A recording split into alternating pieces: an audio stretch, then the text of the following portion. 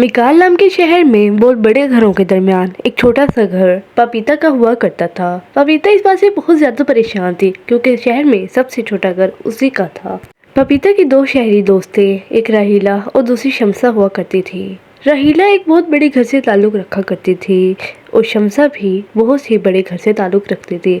लेकिन यही परेशानी की बात थी क्योंकि पपीता बहुत छोटे घर से ताल्लुक रखा करती थी। एक दिन इन तीनों दोस्तों ने फैसला किया क्यों ना एक दूसरे के घर जाया जाए। सबसे पहले शमसा की बारी थी।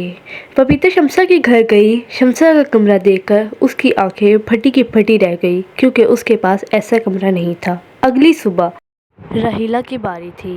राहीला पपीता को कमरे के अंदर लेकर गई और पपीता की आंखें फिर से फटी की फटी रह गई।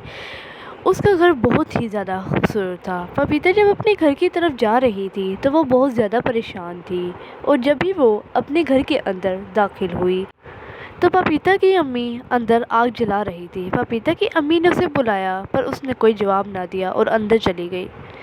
पपीता ने पढ़ने की बहुत ज़्यादा कोशिश की पर वो पढ़ नहीं पाई।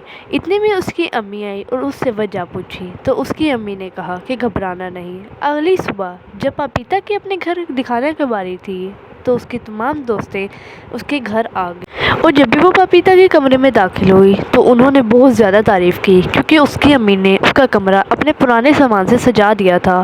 पपीता की दोस्तें तारीफ़ करके अपने घर चली गई और इसी तरह पपीता फिर से अपनी मम्मा की मदद से खुश हुई।